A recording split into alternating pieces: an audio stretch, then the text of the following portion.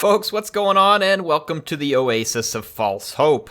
Because it's false hope if you were here expecting to see a team battle where the teams made sense via lore, because we're going to twist the war a little bit here, folks. We're going to twist it. Well, you see, the Wood Elves got a little desperate. They were having trouble with a WA, and they called in some odd allies. I guess allies that they thought would be well-suited to helping them put an end to a WA. And an ancient tree man summoned up his good old buddy Wulfrik. I guess Wulfrik came through the woods once, bought some lumber. Is that a corpse, I guess, from the trees? Anyway, bought some lumber to build himself a nice little cart here to ride on top of his mammoth. So that is how Wulfrik and the ancient tree man became friends in a way that makes no sense. That's right, folks. I'm not a storyteller. I just fill it in and you all can shoot holes through it because it's pretty much a Swiss cheese. Alright, so here is the other side of the battle. We're going to have a bunch of greenskins. The WA that was mentioned. And in this WA, there are two biggin rogue idols. This is going to be pretty entertaining. So there's two of them already hurling the rocks. And as far as the two greenskin lords that have teamed up, it is going to be a great goblin shaman on the Catchweb Spider Shrine mount. And then Grimgor, because he is now the best according to CA. They buffed him. They claim he's the best. We shall see. And almost in an obligatory fashion, we've got two Gobbo Big Bosses with Day Need Stabbin'. This is a debuff that has a 60-second cooldown, so if you bring two of them, it's a 30-second debuff. You can pretty much have a permanent, huge debuff on enemies if you play it right. Doesn't mean that everybody does, but minus 24 melee defense and 30 armor is pretty big.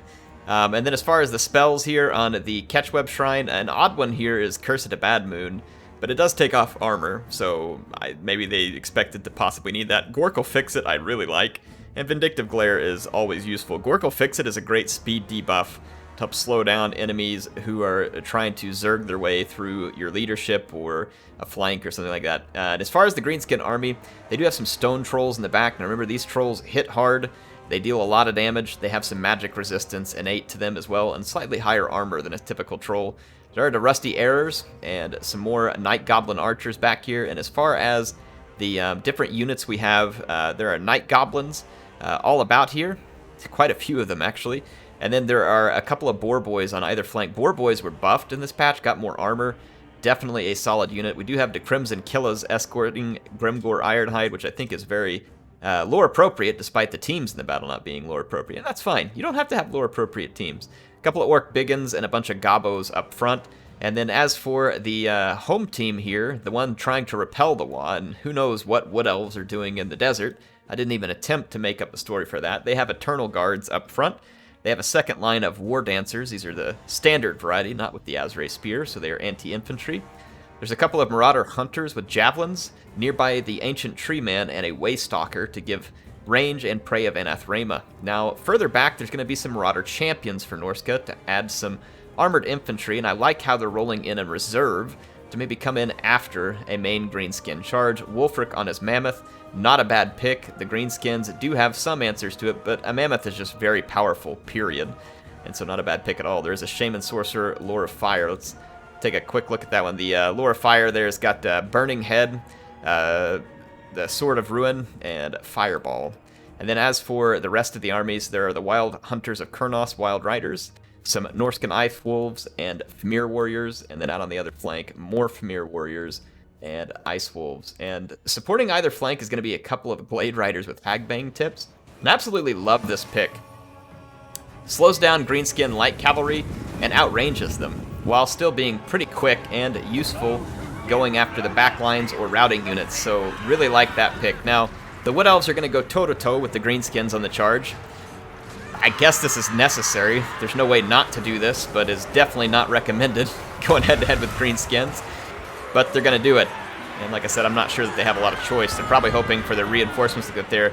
Well, Wulfrik's Mammoth just took a giant green rock to the schnoz there. That was quite the shot, and then the tree man decides to start limboing his way forward to the lines. You can see Grimgor actually breaking through. A very bold move, pushing straight towards a Mammoth, so Grimgor does think he is the best here. Let's take an overhead. The the War Dancers are being slowly cut down. The Eternal Guard are trying to hold the line, but they've got the Crimson Killas, and the Treeman is trying to rectify that, but There's only so much the Treeman can do in that fight, because it is a very big fight. Over here, you can see the Boar Boys and other units causing a break in the Eternal Guard, but the Marauder Champions did arrive on site and will help to try and hold up some of the line. And here we'll get to see whether Grimgor is the best. He is indeed not the best. He just got hit by Hunter of Champions, and the Mammoth is having an absolute heyday with him, beating the daylights out of him. Grimgor does not count as a large target, so the Mammoth gets all of his bonus. And there comes the Viking ship from Wulfrik, and Wulfrik is the best. And Grimgor is quickly put in his place as not the biggest and the artist. And you really should stay clear of mammoth hunting. It doesn't seem to be a good sport for him. So you can see that the Wood Elf Norskin Alliance, an odd one as it may be, is managing to hold back the Greenskins over here, but the other flank is only holding because of the insertion of the Marauder Champions, and that will actually be a good call. The Greenskins are a little balled up, and then a beautiful burning head here from the Shaman Sorcerer, Lure of Fire. Just excellent placement.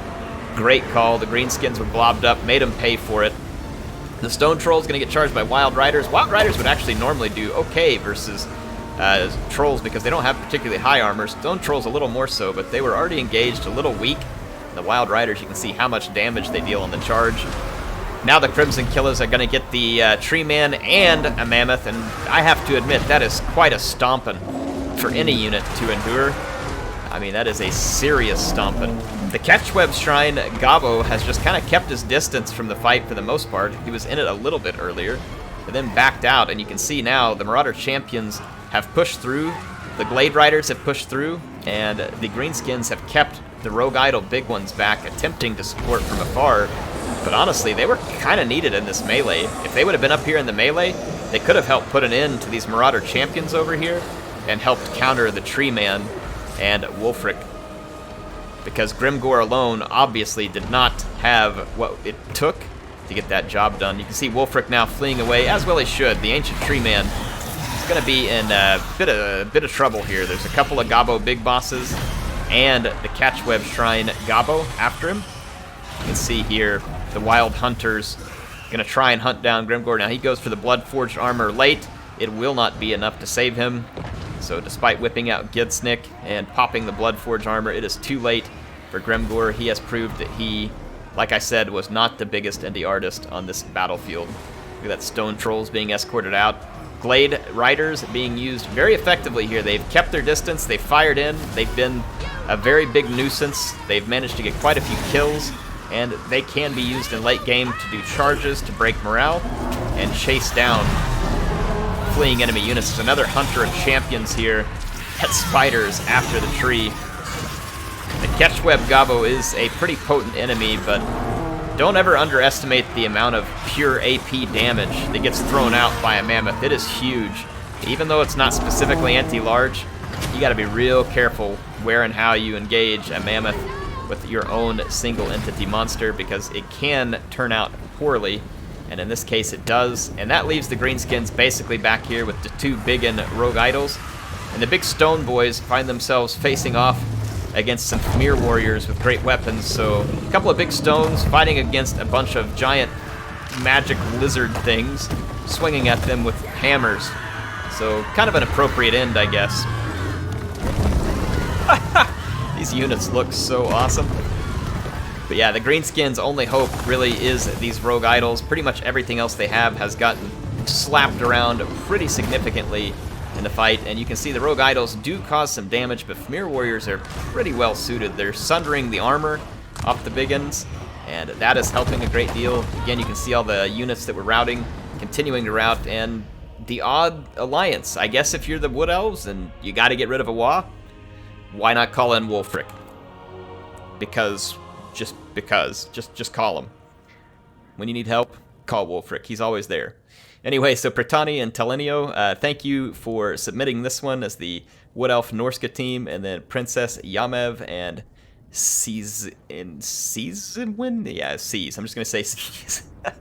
I love the Catchweb play with the two Gabo Big Boss. This is actually an extremely dangerous combination. if it's used right, especially when you have the rusty errors. Gork will fix it. And there were some boar boys and trolls and other stuff around to potentially make good on the Gork will fix it. So an interesting combination from the greenskins. I made videos about this, and some people are still screaming to nerf this stuff. And I would say stop screaming. Let's wait. There's tournaments coming up. There's going to be a tournament that CA is hosting this next weekend. Turin has been hosting tournaments. Other people are hosting tournaments. Let's see how it plays. There could be counters to this stuff. The greenskins are particularly weak to single entity monster gooning. And I think it's kind of cool that they have some tools to deal with it for once. Now, do I think some of them may be too much? I do think a couple of those may be too much. But before I get into it and say we want to nerf it, I want to see how the players work to counter it. And in this case, it wasn't enough. And remember, and again, I know these aren't like perfect, all competitive matches where everybody does everything perfect. Not every time will be. In this video and the last one, despite these abilities, the greenskins were defeated. That doesn't mean that's going to be the case every time. It's not what I'm saying. I'm just saying, if it was as bad as some people I've heard screaming, then the greenskins would never lose a battle. And they do still lose battles. I've fought battles and beat them. I've seen others fight battles and beat them. And I've played as the greenskins and gotten beaten. I've played in one with them, so it's kind of back and forth. I want to see how it works. I want to see how it works out. So that's why I'm not going to be out there screaming to nerf anything yet. I want to see what happens over time. So anyway, the High Elf here, led by Pertani, did manage to get some kills with one of the War Dancers. I really like the 4 Glade Riders with Hagbane tips. This is a mess for greenskins to deal with. It is not going to be easy because their own light cavalry won't do well against this.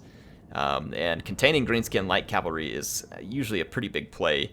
So I really like that pick by Pertani. Interesting to see an Ancient Treeman. You don't see it too often, but it is kind of a way to get a decent melee character and magic all into one in order to cut cost to try and be able to bring more units. And Telenio here, why not bring... I mean, a Mammoth is a risk against the greenskins, especially with all of their new abilities. But you'll notice that the Mammoth was deployed in the far back. It wasn't rushed into battle, and there were lots of interesting units to support.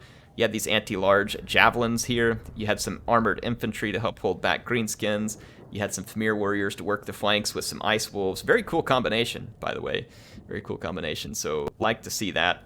And then Princess Yamev here with Grimgor. I like Grimgor now. He is much better, but definitely stay away from the Mammoth unless someone first hits him with something like a fermented fungi, or they hit him with a Gorkle Fix-It, or he gets hit with Day Needs Stabbin'. You're going to need something to help keep him slow and still. But even then with Grimgor, you kind of want some other units around for him to bash around on so that Grimgor can get a chance to come in and attack with Gitsnik or something while the Mammoth is busy on something else. Otherwise, the Mammoth just knocks him around really hard, and it's hard for him to do anything. Now, the Catchweb Shrine is actually one of my personal favorites right now for the greenskins in terms of a Lord pick.